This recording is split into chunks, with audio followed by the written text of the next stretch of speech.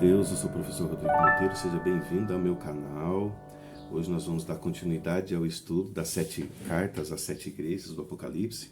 A gente estudou 4 igrejas no último estudo, Éfeso, Esmirna, Pérgamo e Tiatira. Agora hoje a gente vai continuar da carta de Sardes, Filadélfia e Laodiceia, que é o capítulo 3 do livro do Apocalipse. Nós vimos que Deus usou as características de algumas igrejas da época para representar o período da igreja, algum período da igreja cristã, após a igreja cristã, né? Óbvio, após a ressurreição de Cristo. Vimos que elas têm algumas características, tem a apresentação, tem Jesus dizendo que conhece, tem um conselho, uma repreensão, um elogio e depois tem o prêmio do vencedor. A gente viu que isso também acontece em todas as cartas. Bom, vamos começar então o estudo, vamos direto ao ponto. A gente vai começar, no capítulo 3 do livro do Apocalipse. Mas antes da gente começar a leitura, se inscreve no canal, compartilhe esse vídeo com as pessoas, para que mais pessoas se inscrevam no canal e eu consiga trazer conteúdos com melhor qualidade para poder espalhar melhor o evangelho, para que as pessoas sejam alcançadas e Jesus possa vir logo nos buscar. Vamos estudar então, fazendo o mesmo esquema que eu fiz no último vídeo, né? Vou ler aqui direto com a minha Bíblia, você pega a sua Bíblia aí também para nos acompanhar, tá bom? Vamos fazer uma oração antes da gente começar o estudo? Pai querido, pedimos iluminação do Teu Espírito para compreender o que o Senhor tem para nós hoje. Que Teu Santo Espírito esteja trabalhando nossa mente e nosso coração para compreendermos e colocarmos em prática as lições que a gente aprender. Nós oramos em nome de Jesus. Amém. Vamos lá, eu vou fazer a leitura da carta da igreja de Sardes. Ao anjo da igreja em Sardes escreve: estas coisas diz aquele que tem os 7 Espíritos de Deus e as 7 estrelas. Conheço as tuas obras, que tem nome de que vives, mas está morto. Sê vigilante e consolida o resto que estava para morrer, porque não tenho achado íntegras as tuas obras na presença do meu Deus. Lembra-te, pois, do que tens recebido e ouvido. Guarda-o e arrepende-te, porquanto, se não vigiares, virei como ladrão e não conhecerás de modo algum em que hora virei contra ti. Tens, contudo, em Sardes umas poucas pessoas que não contaminaram suas vestiduras e andarão de branco junto comigo, pois são dignas. O vencedor será assim vestido de vestiduras brancas, e de modo nenhum apagarei o seu nome do livro da vida. Pelo contrário, confessarei o seu nome diante do meu Pai e diante dos seus anjos. Quem tem ouvidos, ouça o que o Espírito diz às igrejas. Então, esse período representa o período que vem logo após o período de Tiatira, né, que foi até 1517, com a reforma de Lutero.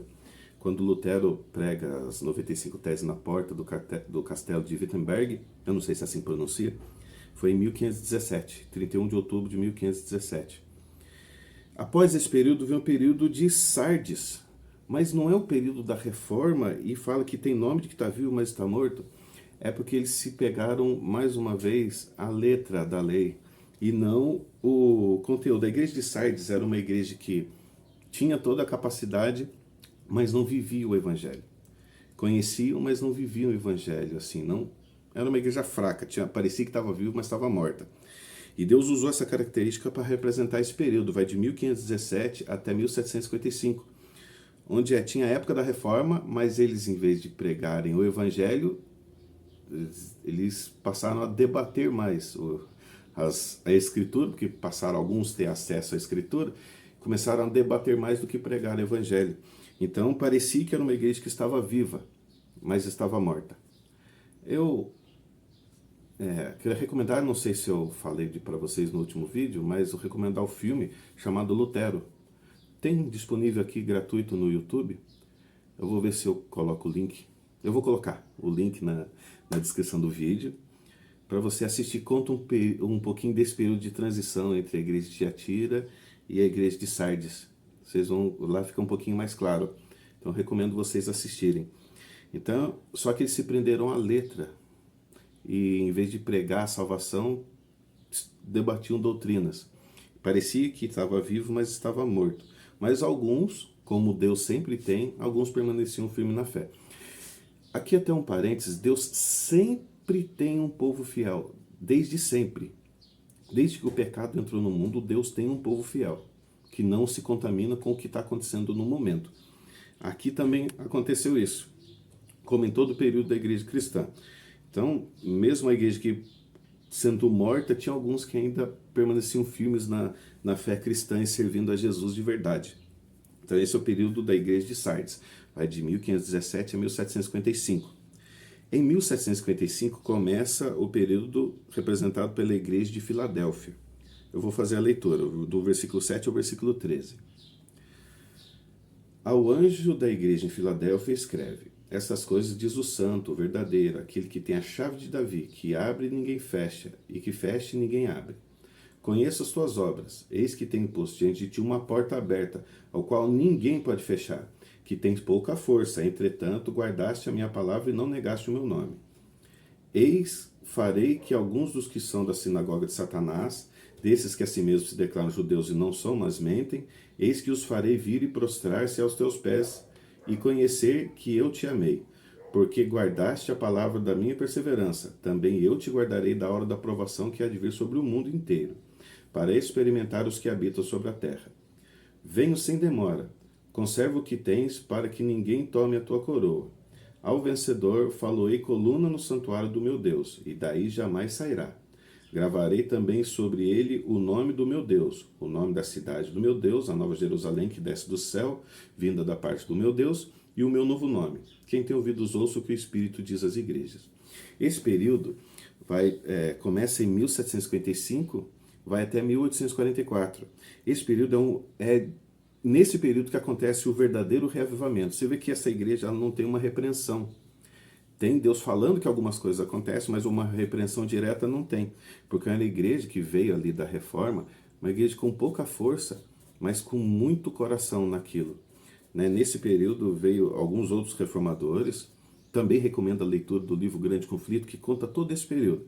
Eu vou colocar o link do PDF dele aqui também, que a igreja disponibiliza de graça, para vocês poderem fazer a leitura, tá bom? Vou colocar aqui também na descrição do vídeo.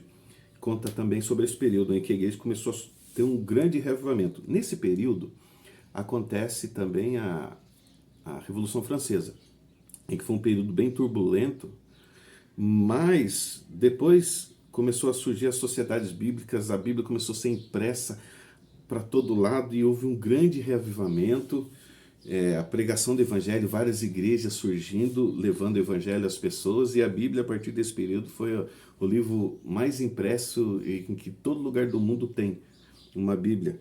Então é uma época do grande reavivamento. Deus usou a igreja de Filadélfia como esse exemplo, uma igreja que não tinha tanto conhecimento da verdade assim, por conta do período negro que passou, da época da igreja de Tiatira, depois da igreja parecia que estava viva, mas estava morta em Sardes. Então não tinha aquele poder, mas tinha um coração e fizeram grandes coisas por se entregarem a Jesus. O evangelho começou a ser espalhado de verdade. Foi até 1844. Essa data a gente já viu, A data de 1844, quando estudamos as 2.300 tardes e manhãs, a gente sabe o que acontece nessa data, Se você não lembra, tem alguns vídeos para trás, você volta, acompanha com a gente. Em 1844, então, começa o último período da igreja, que é a igreja do período de Laodiceia. Aqui eu quero me demorar um pouco mais com você. Por que eu quero me demorar um pouco mais? Porque essa carta à igreja de Laodiceia simboliza o período que vai de 1844 até a volta de Jesus. É o nosso período, é o período em que a gente está vivendo. É um período que Deus dedicou o que acontecia na igreja em Laodiceia ao nosso período da igreja cristã. Deus usou a igreja de Laodiceia como exemplo do nosso período. Então é o que a gente está vivendo hoje. É a verdade presente para a igreja cristã de hoje. Esse aqui eu vou fazer diferente, eu não vou ler de uma vez. Eu vou lendo e comentando, porque tem mais a ver com a gente, tá bom? Ao anjo da igreja em Laodiceia escreve: estas coisas diz o Amém, a testemunha fiel e verdadeira, o princípio da criação de Deus. O nome Laodiceia significa povo do juízo. Então, o povo que julga, o povo julgado, alguma coisa assim. Então, é bem pertinente ao nosso tempo, como a gente viu nas 2.300 tardes e manhãs, nós estamos vivendo o tempo do juízo, e aqui é esse período período do juízo. Olha o que Jesus fala, versículo 15. Conheço as tuas obras, que nem és frio nem quente. Quem deras fosse frio ou quente. O que é esse de frio ou quente? Frio é aquele que não conhece nada. Quente é aquele que vive e que conhece e vive a fé que conhece. Mas ele fala que é morno. Olha só o versículo 16. Assim porque és morno, nem és quente nem frio, estou a ponto de vomitar-te da minha boca. Então, ó, frio é aquele que é frio, está apagado na fé. Quente é aquele que conhece e vive a fé, uma pessoa fervorosa, uma pessoa quente na fé. E o que é o morno? O versículo 17 explica o que é o morno. Diz assim, ó, pois dizes, estou rico e abastado e não preciso de coisa alguma. E nem sabes que tu és infeliz, sim, miserável, pobre, cego e nu. O morno é aquele que acha que é alguma coisa e não é. Aquele que conhece e não vive, acho que não é tudo isso. Aquele que pensa que é crente, mas quer ser crente à sua própria maneira, né? Que não quer seguir de verdade a palavra. Por isso que acha que não precisa de nada, mas é miserável, pobre, cego e nu.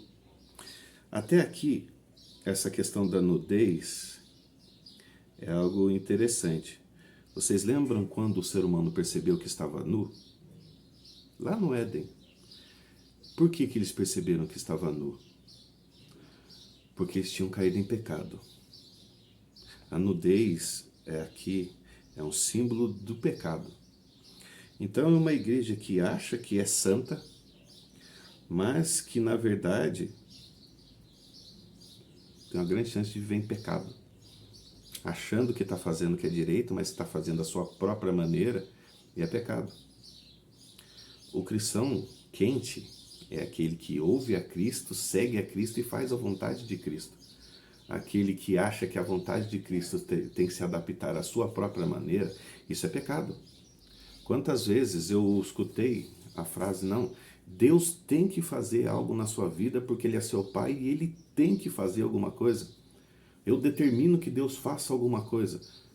Quem somos nós para determinar alguma coisa para Deus? Deus, Ele é Senhor. A igreja morna porque tem a Bíblia fácil, mas quer seguir o Evangelho à sua própria maneira. Isso é o morno.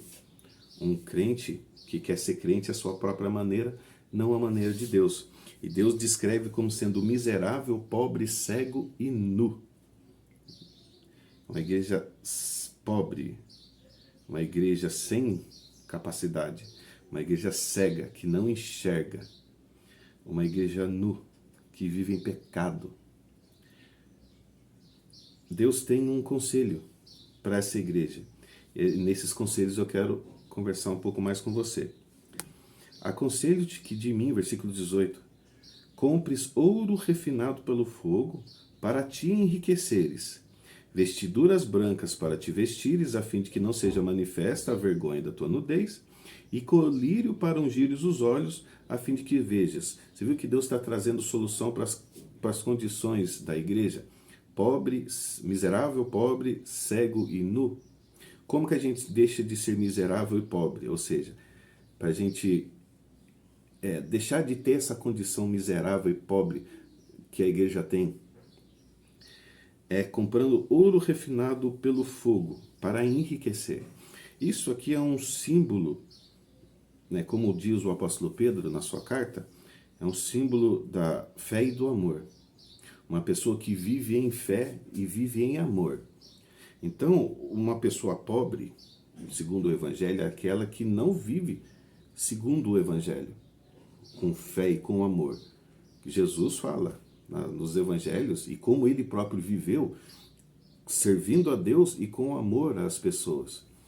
Então, para a gente ser rico segundo o Evangelho, precisamos ter fé e amor. Amor, dizer uma coisa, que amor não é o sentimento que a gente assiste nas novelas. Amor não é aquele coração quentinho que a gente sente quando a gente vê alguém que a gente gosta muito. Isso é afeto, isso é paixão. Amor é algo racional. Amor é uma decisão, amor é um princípio que você vive segundo ele. é um amor pensado. Jesus pede para a gente amar os nossos inimigos. Como que a gente vai ter esse amor do coração quentinho para uma pessoa que nos faz mal? Mas é porque é um princípio, um estilo de vida, um princípio de vida. Esse é um amor pensado, um amor racional.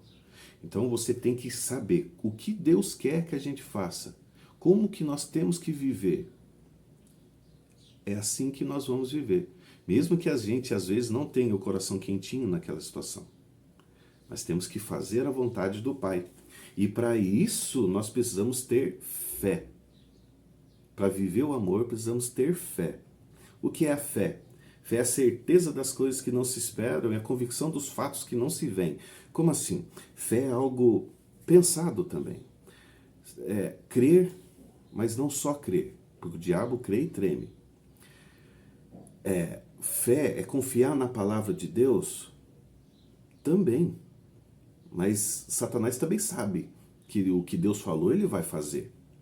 Fé é aquele passo a mais, é aquela entrega que você olha para aquilo humanamente falando, você fala, não tem como dar certo, mas Deus está pedindo. Então você obedece, porque sabe, confia, se entrega a Deus, sabendo que Ele faz o melhor. Isso é fé. Fé é quando você aprende na Bíblia que Deus pede a santificação do sétimo dia, o sábado, segundo o Êxodo 20, do 8 ao 11, Deus pede para a gente separar esse dia para Ele. Você sabe, nossa, mas eu tenho que sustentar minha família. Como que eu vou deixar de trabalhar aos sábados? Mas você vai e se entrega, isso é fé. E Deus faz a parte dele. Eu sou prova disso. Eu guardo o sábado, já vamos fazer esse ano 20 anos. Deus nunca me deixou faltar. E tenho várias outras pessoas comigo que também têm esse testemunho. Isso é um desenvolvimento da fé. É quando você se entrega à vontade de Deus, você vive a vontade de Deus e você vive o amor que Jesus pede. Fazer o bem às pessoas, cuidar das pessoas, atender aquele que precisa, pregar o evangelho para ele, para a salvação da pessoa. Isso é viver em fé e amor. Isso é comprar ouro refinado pelo fogo para se enriquecer. Deus pede também para a gente comprar vestiduras brancas para que não seja manifesta a vergonha da sua nudez. Lembrando que a nudez é um símbolo do pecado. Então, o nosso pecado tem que ser vestido com alguma coisa. O Apocalipse mesmo fala que as vestes brancas são é o símbolo daquelas pessoas que lavaram suas roupas no sangue de Jesus. Apocalipse capítulo 7 fala isso. Aqueles que lavam suas vestiduras no sangue do Cordeiro e as branquearam no sangue do Cordeiro. Então, algo que vai cobrir o nosso pecado. O que cobre o nosso pecado? Alguma atitude nossa cobre o nosso pecado?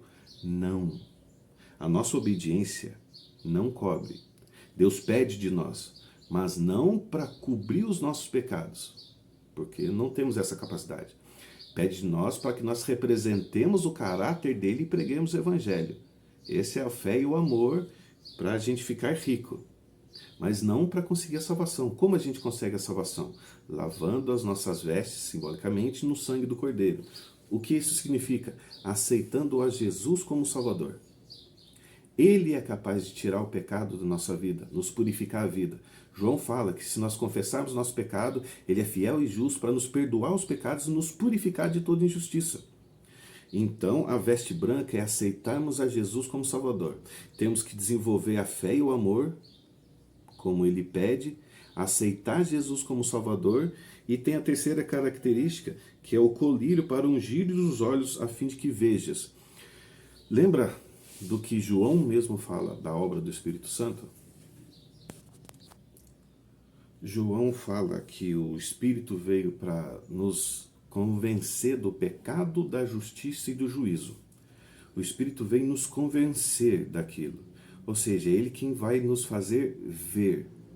Nós precisamos da unção do Espírito Santo para enxergar o pecado que há em nós, enxergar as nossas faltas, para que a gente possa viver e se arrepender dos pecados e viver segundo Deus. Deus precisa mostrar, porque nós não temos a capacidade de ver por nós mesmos. Então precisamos do Espírito Santo para enxergar o mal que há em nós e podemos viver segundo a vontade de Deus. Aqui não é uma sequência que tem que acontecer em sequência. Isso tem que acontecer junto.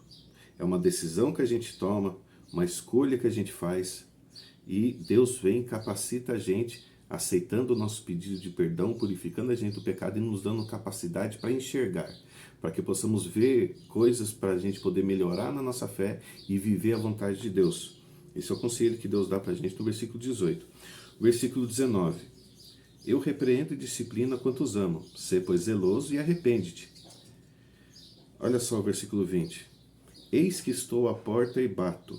Se alguém ouvir a minha voz e abrir a porta, entrarei em sua casa, cearei com ele e ele comigo. Muitas vezes a gente usa esse versículo para falar, quando a gente prega o evangelho às pessoas, para que elas venham para o evangelho. Mas Jesus aqui não está falando para os de fora. Jesus está falando para os de dentro, para os da fé.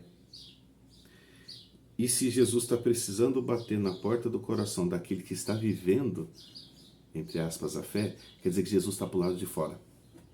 Se ele está tendo que bater para entrar. Jesus pode estar fora da tua fé, da tua igreja. É algo para a gente pensar. Será que Jesus está para o lado de fora da minha vida? Eu estou achando que eu sou crente, mas Jesus está para o lado de fora da minha vida? Se Jesus está para o lado de fora da minha vida, eu não tenho ouro, eu não tenho veste branca, eu não tenho colírio para usar. Uma coisa para a gente pensar, algo muito sério. Jesus está para o lado de fora de nossa vida. Ainda bem, como eu disse, Deus sempre tem os seus fiéis. Isso, mesmo sendo uma profecia de Jesus, ela não precisa se cumprir em você. Só que precisa de uma escolha sua. Uma escolha sua. Não ser morno, ser quente.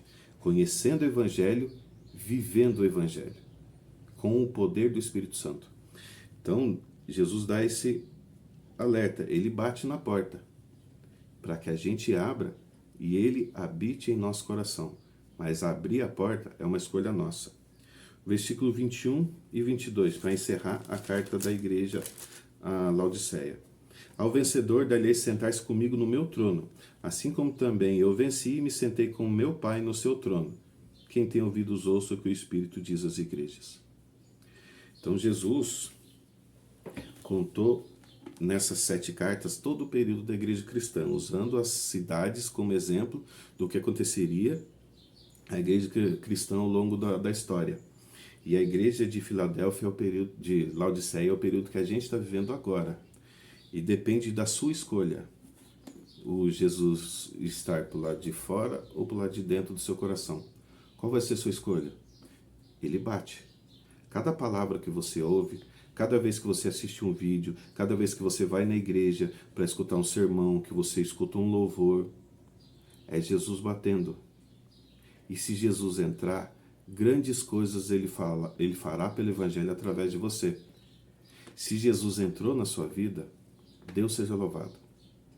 Ele está te usando para alcançar o Evangelho. Mas se ele ainda não entrou, ainda há tempo. Não deixa passar o tempo. Não deixe passar, porque a gente não sabe o dia de amanhã. Então abre o seu coração para ele, para que Jesus possa fazer morada em você e usar você para a pregação do Evangelho, para viver a fé e o amor, para ser capacitado pelo Espírito Santo e mostrar a pureza do coração que Jesus implantou em você. Se ficar alguma dúvida, tem o meu e-mail aqui na descrição, manda a sua dúvida, o seu comentário, estou à disposição para a gente poder conversar. Se inscreve no canal, compartilha o vídeo, ativa o sininho e até o próximo vídeo. Que Deus te abençoe e te guarde e faça resplandecer o rosto sobre ti e tenha misericórdia de ti. Que o Senhor sobre ti levante o rosto e te dê a paz. Até mais.